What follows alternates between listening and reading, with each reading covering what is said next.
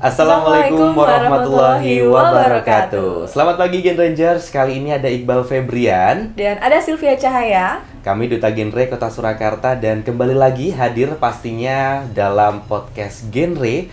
Dan spesial banget ya Sylvia ya. Betul. Kita bisa akhirnya ngobrol bareng bersama Bunda Genre Kota Surakarta, Ibu Selvi Ananda. Baik, pada kesempatan kali ini Gen Rangers, Sylvia dan Iqbal berada di gedung PPPKK nih. Tanggal 6 Maret 2023 berkesempatan hadir untuk ngobrol dan sharing bareng dengan Bunda Genre Kota Surakarta. Kepada Ibu Selvi, apa kabar Ibu? Halo, baik, alhamdulillah. Luar biasa, baik Ibu kabarnya ya? Baik. Alhamdulillah.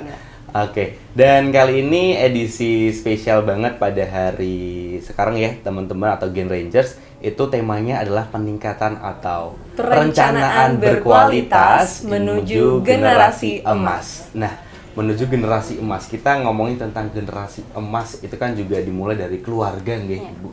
Dan keluarga ini merupakan unit terkecil dalam pembangunan manusia yang berkualitas. Nah, dari Ibu Selvi sendiri, peran keluarga menurut Ibu Selvi ini seperti apa sih Bu dalam berkehidupan bermasyarakat mungkin? Ya, tadi kan udah dikatakan kalau keluarga itu merupakan unit terkecil dalam masyarakat. Jadi, kenapa keluarga itu memegang peranan yang sangat penting? Karena memang dari keluarga itulah akan lahir generasi penerus bangsa.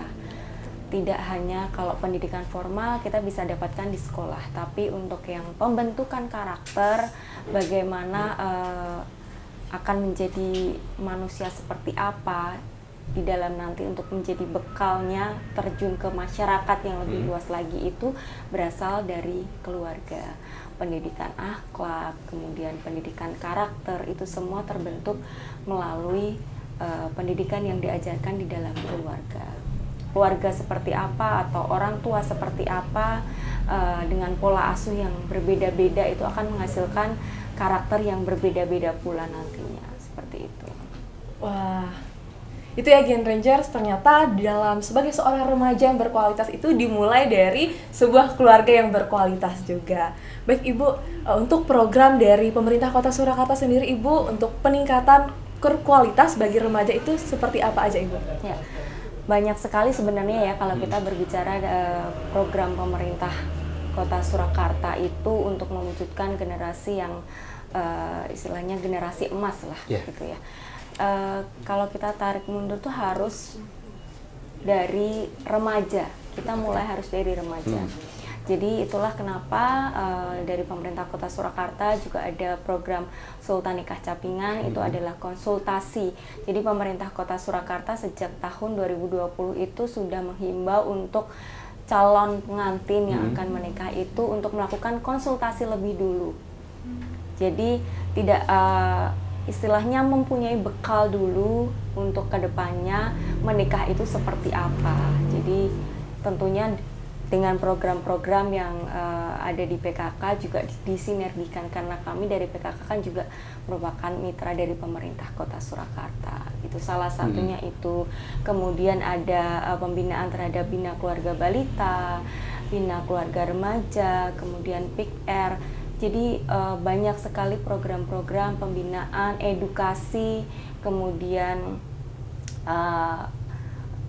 bimbingan yang diberikan dari pemerintah Kota Surakarta untuk masyarakat. Juga kami dari kader PKK juga bekerjasama untuk meningkatkan kualitas kesejahteraan masyarakat di Kota Surakarta. Oke, tadi kan salah satunya adalah Sultan Nikah Capingan, di mana kita sebagai remaja harus ada nih perencanaan yang harus dipersiapkan. Nah, dari sudut pandang Ibu Selvi sendiri nih, sebenarnya kita sebagai remaja apa aja sih Bu yang harus kita siapkan gitu, supaya kita juga bisa membangun atau membina sebuah keluarga itu menjadi keluarga yang berkualitas. Ya, jadi pesannya untuk remaja ini, kalau mau menikah, apalagi di era sekarang ya, banyak sekali anak-anak yang pengennya tuh selesai sekolah itu nikah. Nah, padahal dalam kehidupan pernikahan itu tidak sesimpel itu gitu loh. Banyak sekali dinamika di dalam kehidupan rumah tangga. kita juga akan menjadi orang tua yang akan melahirkan generasi penerus bangsa, dan itu tanggung jawabnya sangat besar. Lah untuk sebab itu kenapa diberikan tadi untuk konsultasi Sultan Nikah Capingan, jadi diberikan bekal apa saja yang harus dipersiapkan untuk membina sebuah rumah tangga. Salah satunya adalah ekonomi, karena kita tidak bisa pungkiri bahwa kehidupan rumah tangga itu pasti harus berjalan dengan ekonomi yang baik. Betul. Karena banyak sekali kasus perceraian itu didasarkan karena ekonomi. Mungkin suaminya tidak bekerja sehingga penghasilannya tidak cukup. Nah, itu menjadi dasar pertengkaran bahkan untuk perceraian. Kemudian dari sisi psikologis, mental itu harus siap dulu. Kenapa mental ini memegang peranan penting? Karena kita kalau berumah tangga itu suami istri udah jadi satu.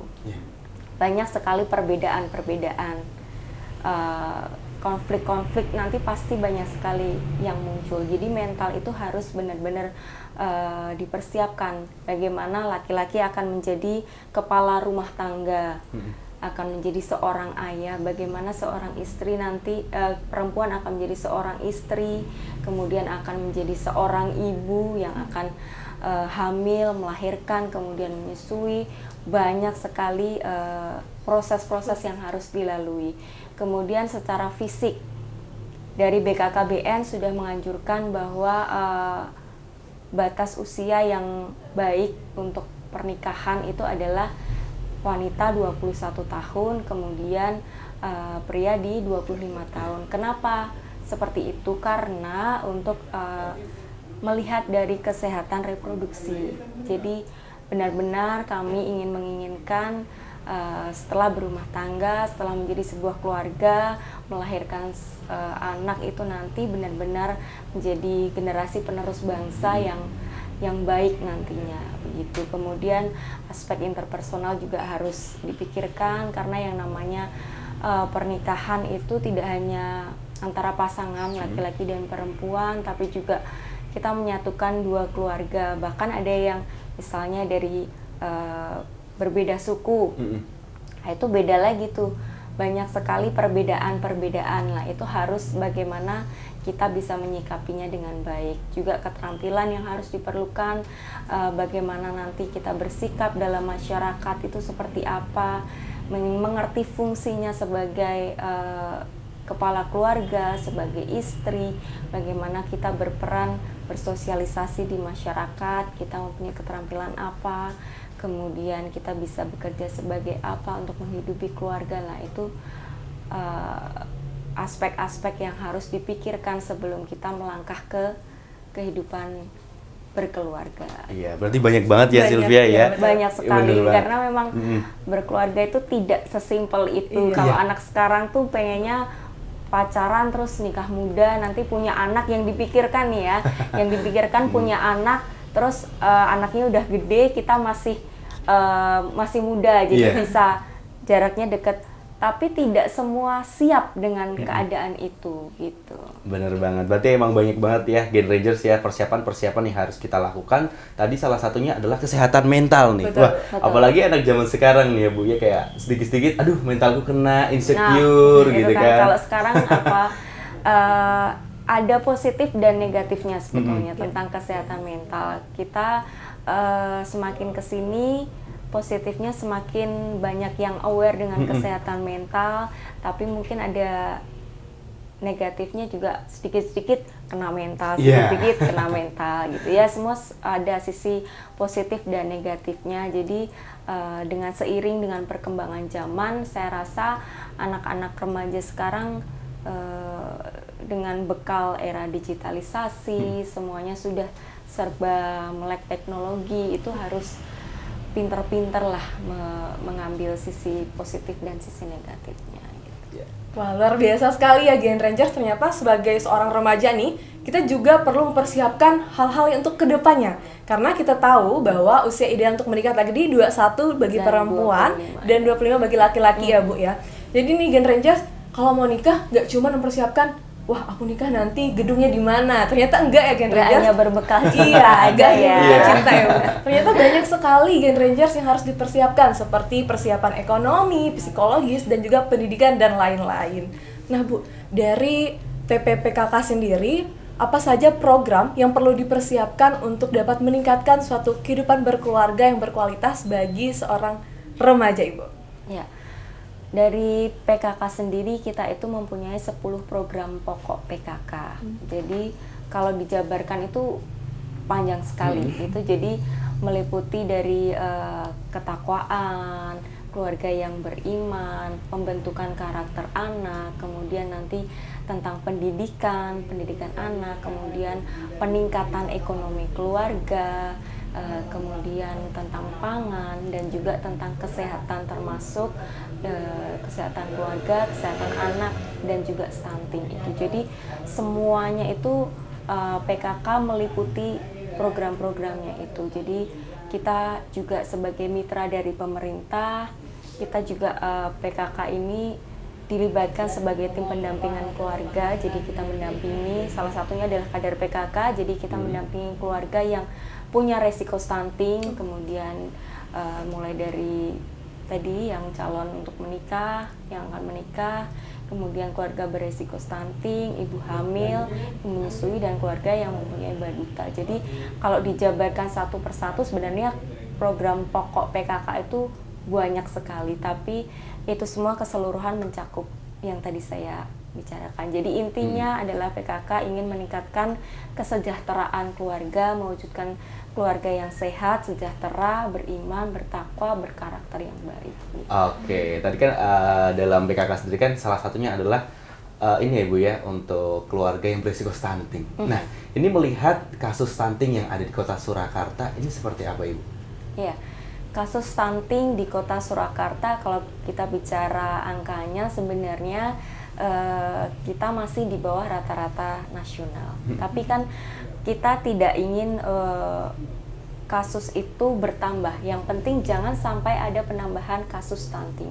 Oleh sebab itu saya selalu mengatakan kepada tim penggerak PKK Kota Surakarta gitu semuanya sampai ke wilayah bahwa kita tuh harus benar-benar memerangi stunting ini. Karena apa? Karena anak-anak ini adalah generasi penerus bangsa ke depannya. Jadi kita juga dari PKK itu harus berkolaborasi karena sekarang zamannya kita tidak bisa bekerja sendiri ya. Kita harus bekerja sama dengan OPD, kita harus bekerja sama dengan CSR yang lain untuk memberikan apa itu edukasi tentang stunting, kemudian bantuan gizi khususnya untuk anak-anak yang beresiko stunting maupun anak-anak yang sudah stunting. Jadi kedepannya kita harapkan dengan edukasi yang sudah diberikan orang tua yang mempunyai anak atau bahkan remaja-remaja yang akan menikah itu memikirkan hal-hal itu tadi. Jadi untuk apa tujuannya? Diperiksa 3 bulan sebelum pernikahan,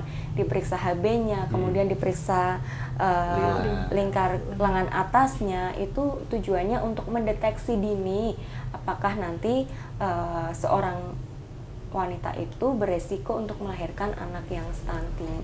Jadi kita harus menarik mundur kalau berbicara tentang stunting ya. Jadi harus mulai dari remaja, karena kalau kita menangani stunting sudah bayinya lahir itu sebenarnya sudah terlambat.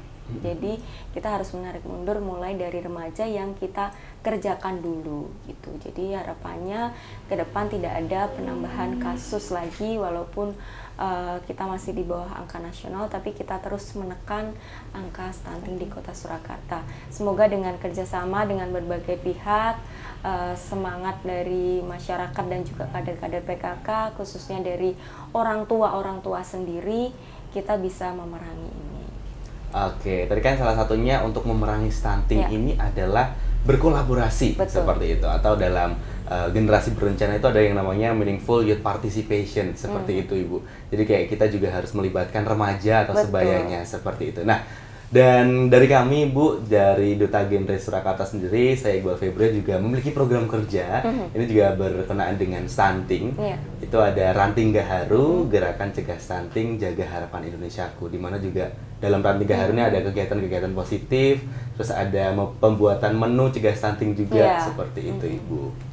Kalau untuk Sylvia sendiri, Ibu punya program kerja namanya Aksara atau Aksi Kreativitas Remaja. Di mana Aksara ini, Ibu, untuk melatih life skill remaja yang ada di Kota Surakarta ini sehingga mereka terhindar dari pernikahan usia anak, Ibu. Karena kita tahu stunting itu penyebabnya adalah pernikahan usia anak juga kan, Ibu.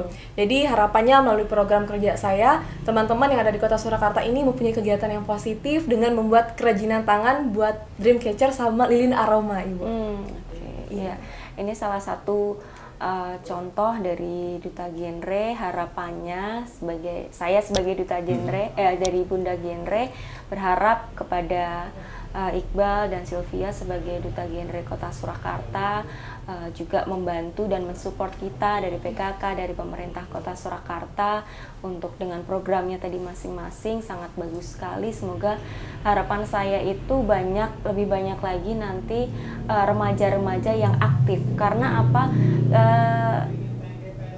Untuk gini, misalnya PIK-R atau Bina Keluarga Remaja atau Posyandu Remaja ini mungkin kesulitannya itu adalah untuk mengumpulkan remajanya. Karena apa? Sekarang ini remaja dunianya sudah berbeda. Jadi adanya kalian sebagai Duta Genre ini bisa memanfaatkan teknologi sekarang ini seperti YouTube, podcast seperti ini, kemudian Facebook, Instagram, banyak sekali, kemudian link-link kalian di universitas masing-masing itu untuk mengajak lebih banyak lagi remaja untuk bisa berpartisipasi, untuk lebih mengerti lagi pentingnya kenapa remaja itu harus mempunyai perencanaan untuk kedepannya gitu.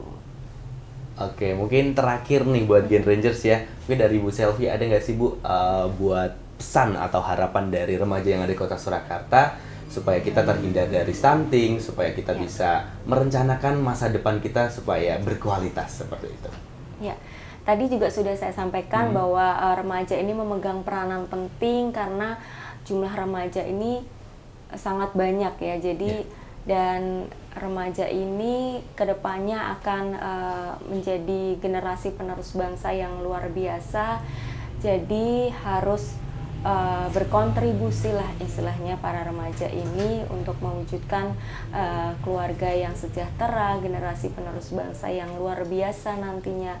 Jadi jangan lupa untuk hindari yang namanya pergaulan bebas, pernikahan usia anak, dan juga narkotika dan nafsa. Jadi jadilah generasi penerus bangsa yang luar biasa, berkreasi, punya semangat yang menggelora, dan jangan lupa berencana itu keren. Oke, luar biasa sekali ya Sylvia ya. Alhamdulillah kita sudah bisa ngobrol bareng nih di pagi hari ini. Karena perlu diingat ya di Gen Ranger, seperti yang dibilang Bu Selvi tadi, bahwa kita sebagai seorang remaja harus sadar dulu nih terhadap perencanaan masa depan kita dengan cara menghindari hal-hal negatif, hal-hal buruk atau pergaulan bebas yang dapat merusak masa depan kita.